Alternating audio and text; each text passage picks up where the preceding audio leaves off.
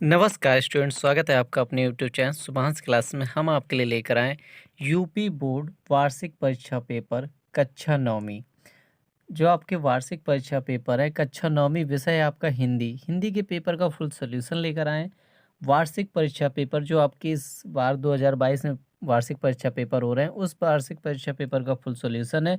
तो बस आपको वीडियो को लास्ट तक देखना है। यदि पसंद आए तो चैनल को सब्सक्राइब कर दीजिएगा, बेल आइकन को ऑन कर दीजिएगा, जिससे हमारे अगले वीडियो नोटिफिकेशन आपको सबसे पहले मिले।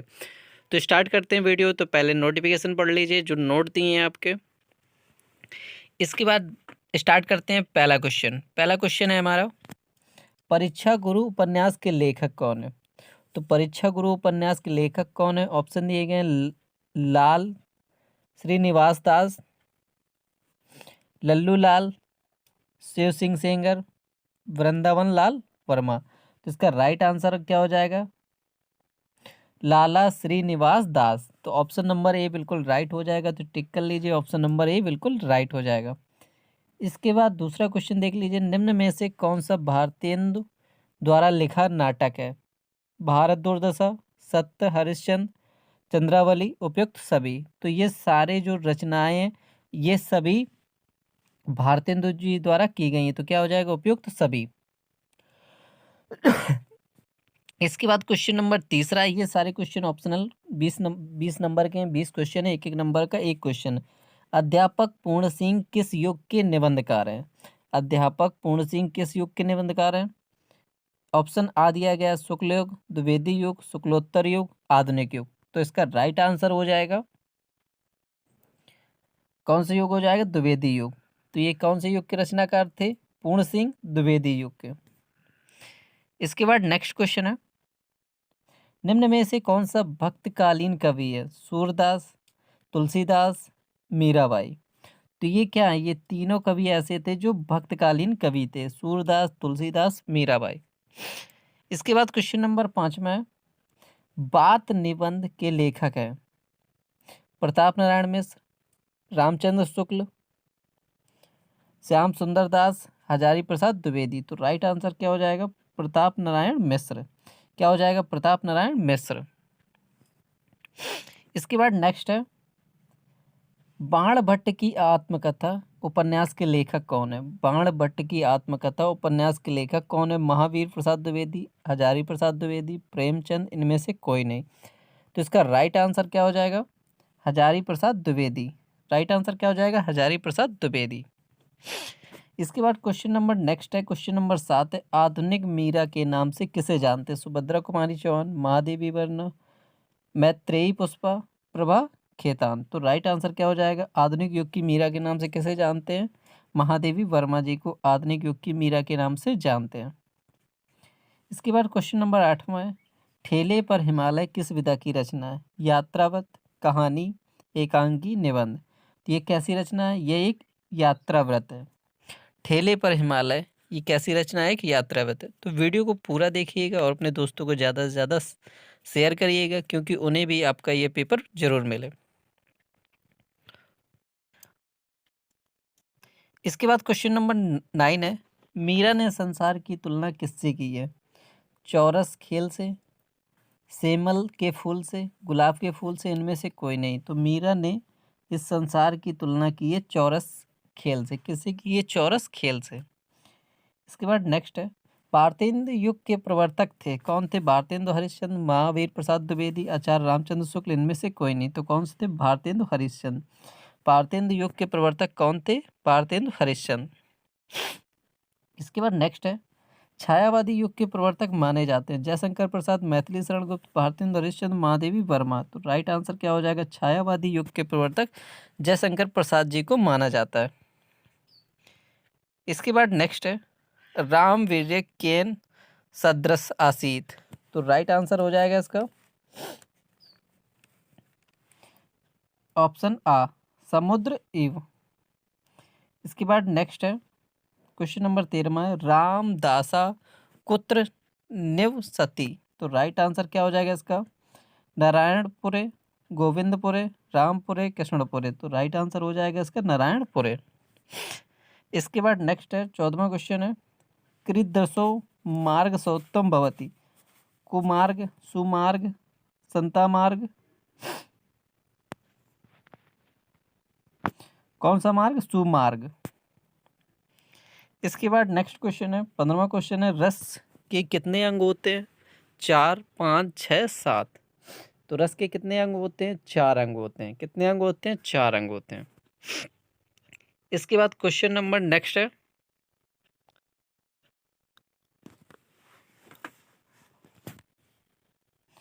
चौपाई में कितनी मात्राएं होती हैं? 14, 16, 18, 17। तो राइट आंसर क्या हो जाएगा? 16 मात्राएं होती हैं। इसके बाद नेक्स्ट है, जहां पर एक ही शब्द की अनेक बार भिन्न भिन्न अर्थों में आवृत्ति हो वहां कौन सा अलंकार है? तो वहां कौन सा अलंकार होगा? यमक अलंकार। क्वेश्चन नंबर नेक्स्ट है, 18वां क्वेश्चन है, सूर्य का पर्यायवाची है प्रभाकर, सोम, रजनीचर, इनमें से कोई नहीं। तो क्या होता है? प्रभाकर। इसके बाद नेक्स्ट है, अपना उल्लू सीधा करने का अर्थ क्या है? अपना काम बिगाड़ना, अपना काम बनाना, दूसरे का काम बनाना, उपयुक्त सभी। तो राइट आंसर क्या हो जाएगा? अपना काम बनाना। इसके बाद 20वां क्वेश्चन है, और 20 क्वेश्चन थे आपके ऑब्जेक्टिव। इसके बाद आते हैं लॉन्ग क्वेश्चन। तो वीडियो को बस लास्ट तक देखना है।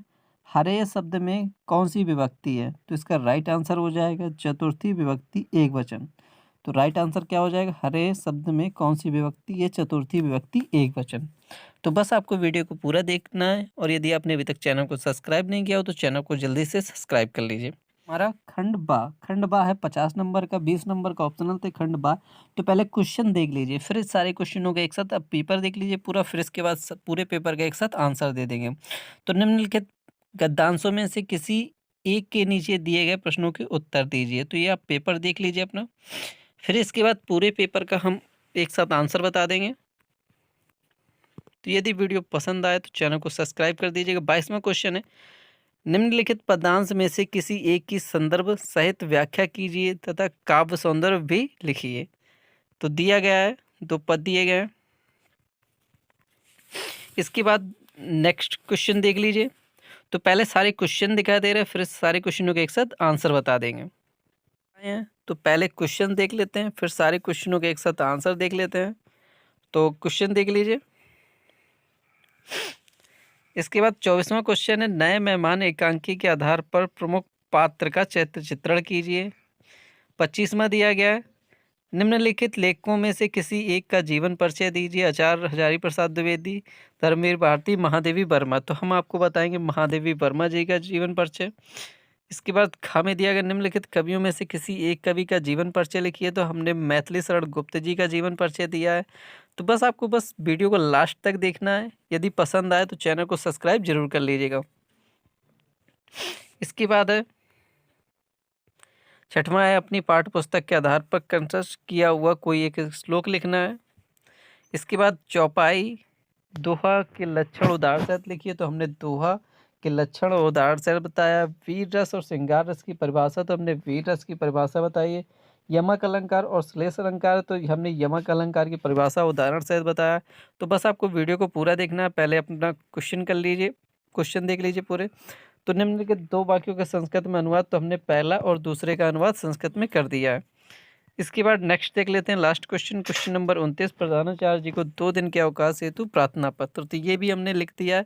बस वीडियो को आपको लास्ट तक, एंड तक देखना है। देख लीजिए फिर से, यदि आपका कोई भी क्वेश्चन छूट गया हो तो उसका आंसर देख लीजिए। ऑप्शनल क्वेश्चन में से पहले, परीक्षा गुरु के उपन्यास के लेखक कौन थे? लाल श्रीनिवास दास। तो यहाँ पर गलत मिस्टेक हुआ है, क्योंकि यहाँ लाला श्रीनिवास दास है। इसके बाद दूसरा है, दूसरे में देख लीजिए, निम्नलिखित में से कौन सा भारतेंदु द्वारा लिखा गया नाटक? तो सभी, उपयुक्त सभी।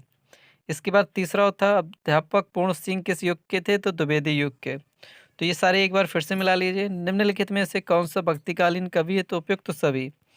5वां क्वेश्चन देख लीजिए, बात निबंध के लेखक कौन है? Pratap Narayan Mishra. Question number 5। Question number 6वां, बाण भट्ट की आत्मकथा हजारी प्रसाद द्विवेदी जी की है। इसके बाद 7वां क्वेश्चन है, आधुनिक युग की मीरा के नाम से किसे जाना जाता है? महादेवी वर्मा जी को जाना जाता है। इसके बाद क्वेश्चन नंबर नेक्स्ट है, ठेले पर हिमालय किस विधा की रचना है? तो यह क्या है? यात्रा व्रत है। इसके बाद नेक्स्ट है, मीरा ने संसार की तुलना किससे की है? तो चौरस खेल से की है। इसके बाद 10वां क्वेश्चन है, भारतेंदु युग के प्रवर्तक कौन है? भारतेंदु हरिश्चंद्र। इसके बाद क्वेश्चन नंबर 11वां है, छायावादी युग के प्रवर्तक माने जाते हैं? तो जयशंकर प्रसाद जी। राम तो समुद्र नारायणपुर 13वें का हो जाएगा। 14वां देख लीजिए, तो सुमार्ग हो जाएगा। क्या हो जाएगा? सुमार्ग। रस के कितने अंग होते हैं? तो रस के 4 अंग होते हैं। चौपाई में कितनी मात्राएं होती है? तो चौपाई में 16 मात्राएं होती हैं। जहां पर एक ही शब्द अनेक बार आवृत्ति होते ही वहां यमक अलंकार होता है। सूर्य की पर्यायवाची प्रभाकर। अपना उल्लू सीधा करना, अपना काम बनाना। हरे शब्द की विभक्ति चतुर्थी विभक्ति एक वचन। अब देखते हैं लॉन्ग क्वेश्चन। 21वां देख लीजिए, 22वां,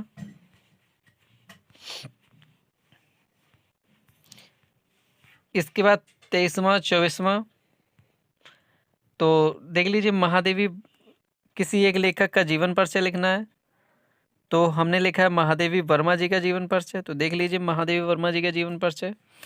हिंदी साहित्य में आधुनिक मीरा के नाम से प्रसिद्ध कवित्री एवं लेखिका महादेवी वर्मा का जन्म वर्ष 1907 में उत्तर प्रदेश के फर्रुखाबाद शहर में हुआ था। इनके पिता गोविंद साय वर्मा भागलपुर के एक कॉलेज में प्रधानाचार्य थे। माता हेमरानी साधारण कवित्री थीं एवं श्री कृष्ण की अटूट श्रद्धा रखती थीं। इनके नाना जी को भी ब्रज भाषा में कविता करने में रुचि थी। नाना और माता के गुणों का महादेवी पर गहरा प्रभाव पड़ा। इनकी प्रारंभिक शिक्षा इंदौर में और उच्च शिक्षा प्रयाग में हुई। 9 वर्ष की अल्पायु में ही इनका विवाह नारायण वर्मा से हुआ, किंतु इन्हीं दिनों इनकी माता का स्वर्गवास हो गया। ऐसी विकट स्थिति में इन्होंने अपना अध्ययन जारी रखा। अत्यधिक परिश्रम के फलस्वरूप इन्होंने मैट्रिक से लेकर एमए तक की परीक्षाएं प्रथम श्रेणी में उत्तीर्ण की। वर्ष 1933 में इन्होंने प्रयाग महिला विद्यापीठ में प्रधानाचार्य पद को सुशोभित किया। इन्होंने लड़कियों की शिक्षा के लिए काफ़ी प्रयास किया, साथ ही नारी की स्वतंत्रता के लिए ये सदैव संघर्ष करती रहीं। इनके जीवन पर महात्मा गांधी तथा साहित्य साधना पर रविन्द्रनाथ टैगोर का प्रभाव पड़ा। इनकी रचनाएं देख लीजिए। महादेवी वर्मा जी ने पद्य और गद्य दोनों ही विधाओं पर समान अधिकार से अपनी लेखनी चलाई है। इनकी कृतियां निम्नलिखित हैं। निहार, यह महादेवी वर्मा का प्रथम काव्य है। उनके इस काव्य में 47 भावात्मक गीत संकलित हैं और वेदना का स्वर मुखर हुआ है। रश्मिन, नीरजा, सांदगीत, दीपशिखा, अन्य रचनाएं देख लीजिए। इसके बाद धर्मवीर भारती था। इसके बाद नेक्स्ट ख नंबर, निम्नलिखित कवियों में से किसी एक कवि का जीवन परिचय, उनकी कृतियां। तो हमने लिखा है मैथिली शरण गुप्त जी का। हमने लिखा है मैथिली शरण गुप्त जी का। तो जीवन परिचय, राष्ट्र कवि मैथिली शरण गुप्त का जन्म झांसी जिले के चिरगांव नामक स्थान 1886 ईस्वी में हुआ था। इनके पिताजी का नाम सेठ रामचरण गुप्त और माता का नाम काशीबाई था। इनके पिता को हिंदी साहित्य से विशेष प्रेम था। गुप्त जी पर अपने पिता का पूर्ण प्रभाव पड़ा। इनकी प्रारंभिक शिक्षा चिरगांव तथा माध्यमिक शिक्षा मैकडोनल्ड हाई स्कूल झांसी में हुई। घर पर ही अंग्रेजी, बांग्ला, संस्कृत एवं हिंदी का अध्ययन करने वाले गुप्त जी की प्रारंभिक रचनाएं कलकत्ता से प्रकाशित होने वाले वैश्योपकारक नामक पत्र में छपती थीं। आचार्य हजारी प्रसाद द्विवेदी जी के संपर्क में आने पर उनके आदेश, उपदेश एवं स्नेहमय परामर्श से इनके काव्य पर्याप्त निखार आया। भारत सरकार ने इन्हें पद्म भूषण से सम्मानित किया। 12 दिसंबर 1964 को माँ भारती का यह सच्चा सपूत सदा के लिए पंचतत्व में विलीन हो गया। कृतियां देख लीजिए। गुप्त जी ने लगभग 40 मौलिक काव्य ग्रंथों में भारत भारती, रंग में भंग, जयद्रथ वध, पंचवटी, झंकार, साकेत, यशोधरा, द्वापर, जय भारत, विष्णुप्रिया आदि उल्लेखनीय है। तो ये 2 कवि और हैं, रहीम, सोहनलाल द्विवेदी। यदि आपको आते हो तो आप कर लीजिएगा। इसके बाद देखते हैं क्वेश्चन नंबर आपको एक श्लोक लिखना है क्वेश्चन नंबर 26 में जो आपने पढ़ा हो वो श्लोक लिख लीजिएगा।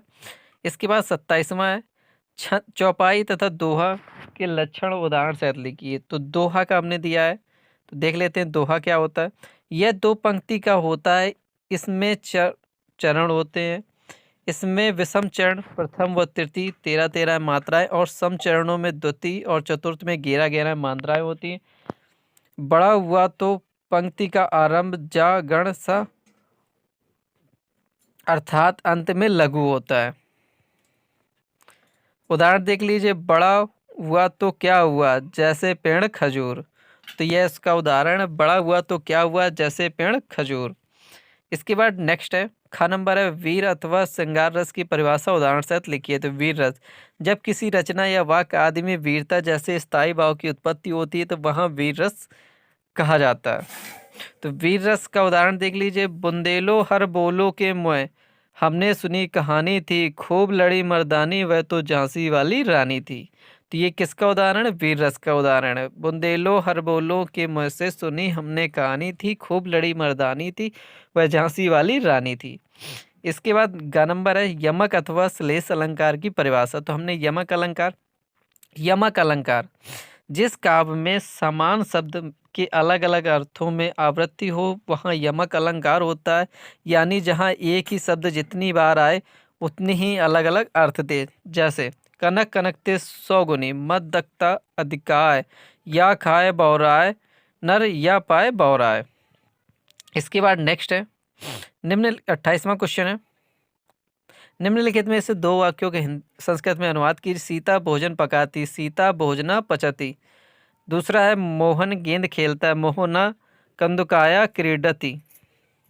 ये 4 दिए गए थे, 2 के करने आपको नीचे वाले आते हो तो वो कर लीजिएगा। इसके बाद खा नंबर है, इसके बाद लास्ट क्वेश्चन है अपने प्रधानाचार्य जी को 2 दिन के अवकाश हेतु प्रार्थना पत्र लिखिए। तो लिखेंगे सेवा में श्रीमान प्रधानाचार्य। तो यहाँ आपको अपने कॉलेज का नाम और पता डालना है। तो हमने अपने कॉलेज का नाम डाल दिया है, राजकीय उच्च माध्यमिक विद्यालय सिविल लाइंस प्रयाग। विषय हमारा 2 दिन की छुट्टी के हेतु प्रार्थना पत्र।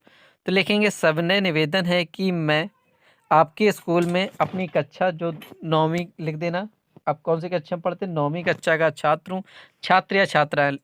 लड़के लिखेंगे तो छात्र लिखेंगे, लड़कियां लिखेंगी तो छात्रा लिखेंगी। तो एक ही लिखना है, लड़के लिख रहे हो तो छात्र लिखें, लड़कियां लिख रही हो तो छात्रा लिखें।